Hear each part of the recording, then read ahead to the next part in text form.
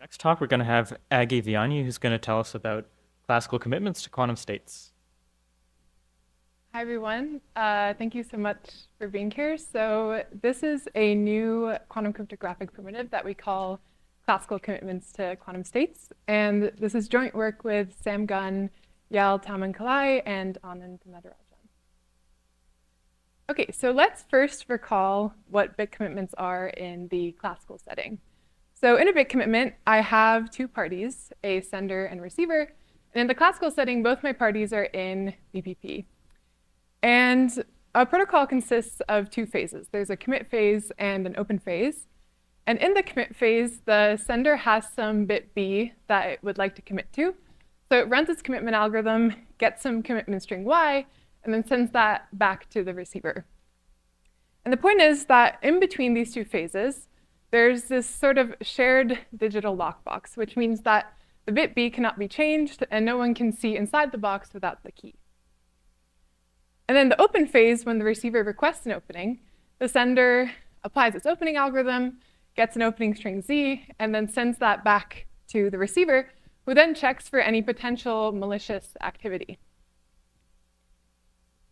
Okay, so there's a few properties that we care about in order to formalize such a protocol. And the first one is correctness, which is just that if both parties are honest, then we want to make sure that the receiver ends up learning the bit B at the end of the open phase, or at the end of the protocol. And then we also care about binding, which means that there's no malicious sender that can cheat in the protocol. So the way we think about this is that there's no sender that can change its mind. So once the bit B is in the box, it's locked until the open phase. And the way this is formalized is that a sender cannot open to both a bit B and its complement. And finally, we have hiding, which safeguards against cheating receivers. And that just says that the receiver cannot guess the bit B before the open phase. All right, so as quantum computing enthusiasts, there's a very nice question to ask, which is, how do we commit to a qubit? And so this was addressed in a very nice work by Gunn, Ma, and Zandri in 2022, where both parties are quantum machines. But in this work, we address the setting where we have a quantum sender, but a classical receiver. And this was not formalized previously. Okay, so it's not super clear how to even begin to define these properties to think about a formal protocol in this setting. So for example, let's just think about correctness. So since the communication between my two parties is purely classical, how would I ensure that a receiver receives a quantum state? And so the solution to this is that the receiver requests measurement outcomes from the sender throughout the protocol. And specifically in the open phase, it sends some measurement basis S, either standard or Hadamard, to the sender. The sender measures its state in that basis and then returns its outcome. And namely, we require that the measurement outcomes that the receiver learns throughout this process should match the measurement outcomes that you would get if you had measured the initial state psi that the sender is committing to in some protocol. Okay, so correctness has been seen before in previous versions of a commitment scheme, which I'll talk about later, but binding was really never formalized. And it's really unclear how to think about it in this setting because you have a receiver that's much more computationally weak compared to the sender. So even the definition is not clear. So the way we define it is that we require two properties. The first one is a very natural extension of the classical binding property, and it just formalizes that even a quantum sender can't change its mind once it's committed to a quantum state psi. And the way we formalize this is we say that any two opening distributions must be close. Namely, they must be computationally indistinguishable. But then in the quantum setting, we also require that there's an underlying quantum state in the protocol. And for this, we say that there must be some efficient way to extract a quantum state from the sender, such that when I measure this quantum state in the standard or Hadamard bases, it acts the same way as if I had measured psi commit in the respective basis. And the second property is really unique to the quantum setting because we don't think about qubits underlying our protocol in classical commitment schemes. Okay, and so hiding is actually quite simple because there's always this sort of implicit hiding that happens since the receiver is much weaker than the sender. So it turns out that we can just apply any classical commitment scheme that is both hiding and binding to the committed string y. Okay, so I'll just overview our first result. I'll get into the construction later, but I'll just go through our syntax. So the syntax follows a very standard commitment protocol syntax. There's some generation algorithm that generates some public and secret keys. The receiver then sends over its public key to the sender, who has some quantum state psi. And in this case, it's just arbitrary single qubit quantum state. The sender applies its commitment algorithm, which gives a new quantum state that is psi commit, and then also the result of a measurement outcome, which is this string y. And we call this the commitment string that's sent back to the receiver. And then in the open phase, the receiver initiates it by asking for a measurement of psi commit in either the standard or Hadamard bases. And the sender then executes that measurement and then sends back the result to the receiver. The receiver then has some verification algorithms on its side that it runs to make sure that this was a valid opening, and then it outputs a bit m. Okay, so our construction builds on the measurement protocol, which some of you may have seen that was actually used originally to verify quantum computations. And I will get into that later, but for now, let me just present some more results. So it's actually quite easy to extend the single qubit commitment scheme to the multi-qubit case. And we end up with a multi-qubit commitment scheme that is binding in both the standard and Hadamard bases. And in fact, we show that you can further improve on this and make it succinct, which means that I can commit to some L qubit quantum state with much less than L bits of information. And this is really nice because now we can recreate a major application of classical commitments in the quantum setting, namely applying them to succinct arguments for NP. So succinct arguments for QMA was achieved by Bartusek, Kalai, Lombardi, Ma, and friends in 2022, and that was under IO.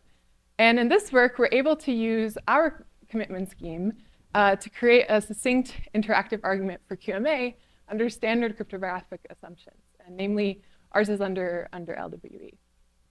And I'd love to mention that a few days ago, there was a really nice work that happened concurrently by Metger, Natarajan, and Zhang that achieved this, but from QFHE. So their protocol looks quite different, but I'd definitely recommend checking that out. Okay, so as I mentioned, our construction builds on the measurement protocol. So I'm going to go through it now. So in the measurement protocol, we rely on a cryptographic primitive called trapdoor claw-free functions. And for the purposes of this talk, just know that a trapdoor claw-free function is one where, given this image y, it's hard to find a claw or a pair of preimages. And this can be instantiated from LWE, and it was really it's really why the measurement protocol is found in certain cases. Okay, so let's go through it. So the sender has some quantum state psi that it's wanting to commit to, and it commits by entangling that quantum state psi with a preimage pair, with one of these claws. And out of this commitment procedure, it also gets a measurement result y, which is actually the image of this corresponding claw. And y is sent back to the receiver. And then in the open phase, the receiver sends over a measurement basis S, 0 for standard, 1 for Hadamard. The sender measures psi commit in that basis and then sends the result back to the receiver. And so then the receiver does something based on the measurement result it had requested. So if it had requested a standard basis measurement, then it parses that measurement outcome, which is pretty easy to see that it just ends up being one of the preimages. It parses that and it checks that it matches the image it got in the first round. So there's this check between the commit and open phase that happens in the standard basis. In a Hadamard basis opening, the receiver actually doesn't perform such a check. It does do a decoding operator that sort of falls out of the cryptography that's used, but it doesn't actually check that there's a consistency between the two phases. And that's important to keep in mind for later on. OK, so you might ask, is this the fully correct and binding commitment scheme? And if yes, we'd be done. So correctness looks great, and you can check out the proof in MADEV. It's just a really nice calculation. But binding, so this is fully binding for openings in the standard basis because of that check that the receiver does. But it's not at all binding for openings in the Hadamard basis. So let's look into that. So let's say the sender is committing to a quantum state psi. So then I end up in this committed state where I'm entangled with that claw. But then the sender can very easily switch that committed state to the ket minus state by just applying a Pauli Z to the first qubit. So if I open the state in the standard basis, I still get a valid opening. But in the Hadamard basis, it's no longer the case. But because I don't perform checks in the Hadamard basis, I won't actually catch this deviation that the sender does. So how do we fix this? We simply apply the measurement protocol twice with a Hadamard basis change in between. So this may seem super familiar, because as we learned this morning, concatenation is a really powerful tool to achieve fault tolerance. And conceptually, there's a similar thing happening here, where maybe the simplest example from the error correction setting is the short code, where you're taking phase flip errors and concatenating them with bit flip errors. We're doing something similar here to make sure that we're catching deviations in both the standard and Hadamard bases. All right, so let's get into our construction for the single qubit case. So the sender has some quantum state psi that it's committing to. It applies its first layer of MADEV. So this is just what we've already seen. So I get this image Y0. But then I apply a Hadamard to all of my qubits in this first state. Now I end up with a n+1 qubit state. And then I apply the commitment again, qubit by qubit to this state. And I end up with these images Y1 to Yn+1. So my commitment string ends up being Y0 concatenated with the preimages that I get from the second round of commitments. And to open, it's quite simple. All I do is that I measure each qubit of this new state in the complement of the basis that is requested by the receiver. So if the receiver requests a standard basis opening, then I, as the sender, will actually measure in the Hadamard basis, and vice versa. And the reason for this is to account for the basis change that we do in the middle. And this is what allows us to actually make sure that the receiver does checks in both bases, not just the standard basis. All right, so let's look at our construction for the multi-qubit case. So let's say the sender wants to commit to some multi-qubit quantum state. So then it will generate L public keys and just commit to them qubit by qubit. But you might notice that this already means that the receiver will send at least L bits of information. So in no way is this succinct, because the length of the receiver's messages directly rely on the length of the qubit that we are committing to. So we'll discuss that in a moment. But to open in this setting, the receiver will just send a bit string, S1 to SL, where each bit of that bit string specifies the opening for that part of my committed state. So then the sender will just measure that entire register corresponding to that basis. All right, so how do we move to succinctness? Because this seems kind of tricky. And the first thing that we do is we actually move to the semi-succinct setting. So this is the case where the receiver's messages are short, but the sender's can still be long. And so the way we do this is we generate just a single public key, and that is what is used to commit to each qubit of the quantum state psi, just by reusing that public key. And so this might be raising some alarm bells, because now the sender has all this information to work with because we're reusing the public key. So how do we ensure that the sender doesn't have leakage about the secret key and be able to break the binding of the protocol? And so for this, I'll deviate to MADEV for a minute. So in MADEV scheme, this leakage is also an issue. So for example, in the Hadamard basis, if we're opening in MADEV scheme, we get some string DI, And the decoding that happens on the receiver's end is this inner product that I wrote up here. And what ends up happening is, to avoid that this leakage happens for just like a single qubit measurement, we have this adaptive hardcore bit, which ensures that I can't choose this string D to be able to leak the secret key from the receiver's decoding outcomes. But this doesn't work if the key is reused, because in that case, as a sender, I'm able to condition my results on the previous openings that I saw, and this gives me more information than in just a single Hadamard basis measurement. So in mod-if scheme, you have to use a fresh public key for each qubit, but in our case, this doesn't let us do succinctness, so we have to get a little bit more creative. And so the desired property is that to open the ith qubit, we want to make sure that that opening is still sufficiently random from the sender's point of view, even given openings to the previous I-1 qubits.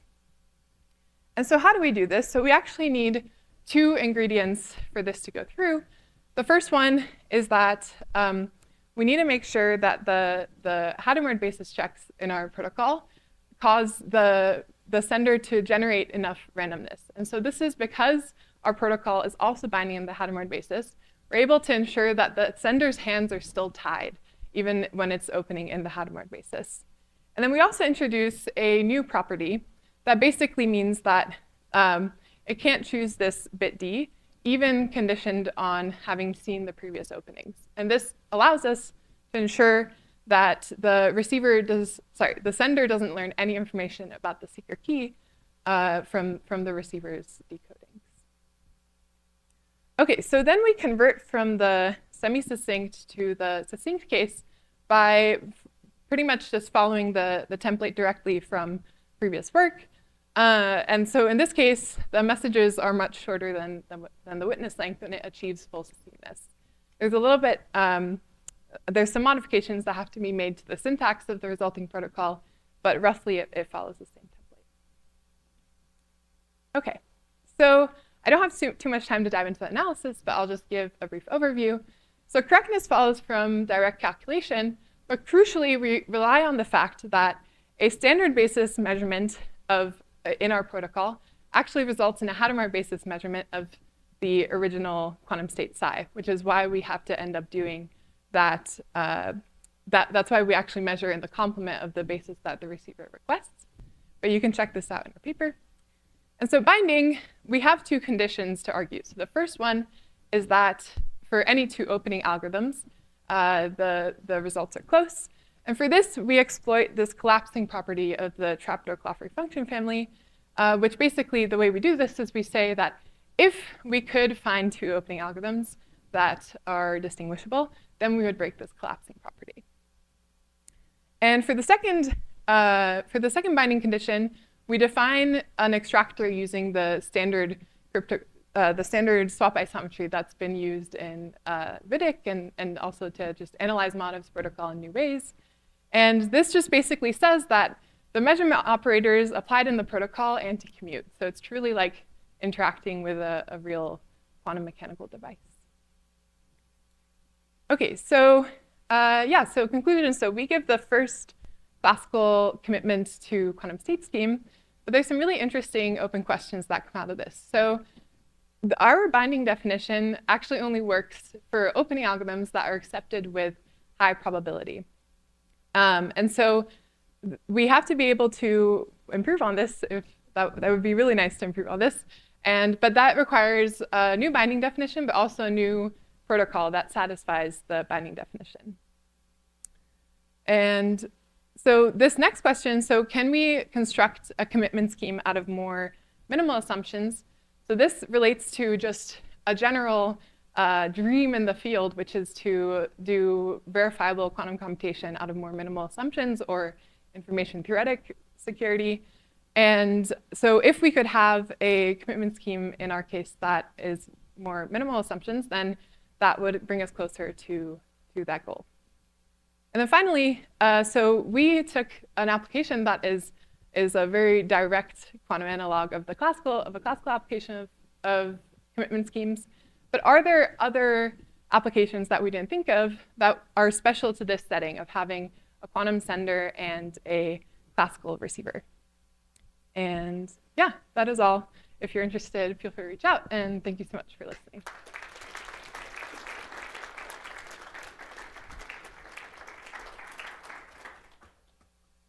We have a few minutes for questions.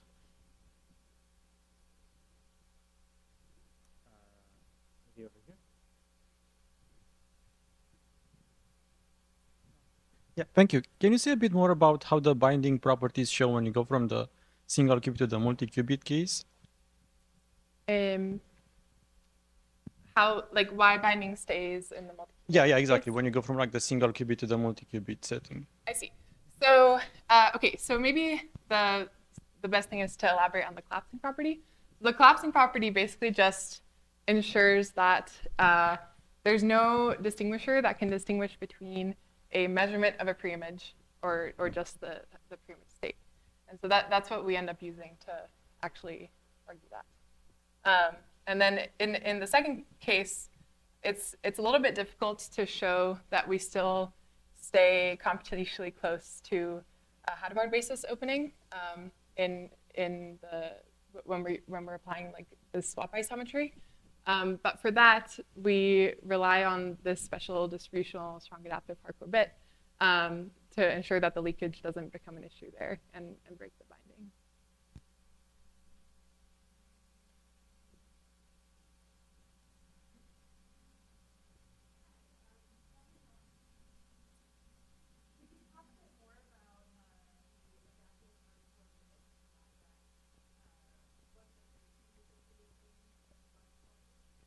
Yeah, so, okay, so let me maybe go back to this slide.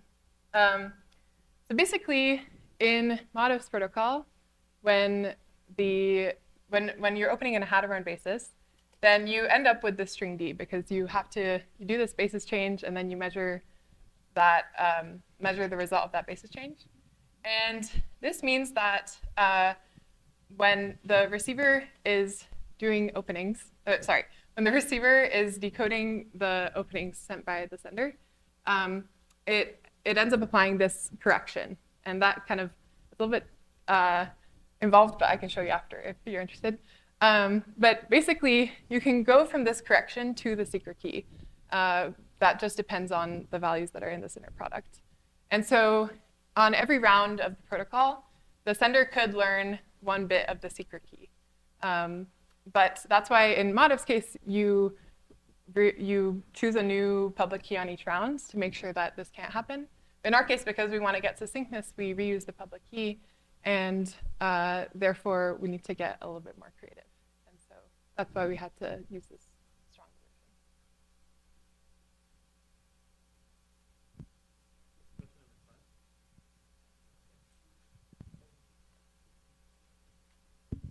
version. Mine can be quick. I was just wondering if you have thoughts, if there's ways to like play one, whether you think there would be ways to play around with the protocol and maybe like reduce the strength of the adaptive hardcore bit assumption you have to make or get rid of it. Do you think that's like feasible, or how like fundamental does it feel, sort of? Well, it's pretty fundamental to our soundness proof. Yeah, I'm not sure, but that would be really great because, but yeah, like I know that the adaptive hardcore bit has been removed before. Like there are protocols for verification that remove the adaptive hardcore bit. But I guess for commitments, I'm not sure that that's possible because I don't know. Like that's a really interesting question. Can you build commitments out of those kinds of protocols? But I personally haven't thought about those. But yeah.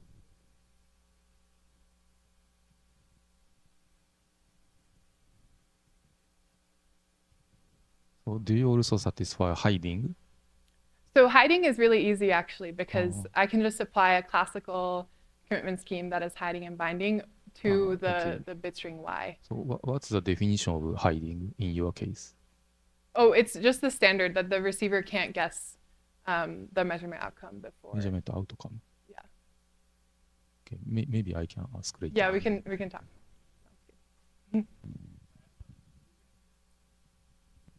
Is there any reason you'd ever want to go beyond just the computational and Hadamard basis? Oh yeah, that would be really wonderful. I mean, it would be nice, but like, is there a particular application in mind, or? I'm not sure. I know that some of my co-authors have thought about this, specifically Yael and Sam. I think we're thinking about this. I'm not sure that that would be. I'm not sure what the other applications are. I think we're about out of time. Unless there's another quick question. All right, let's thank the speaker.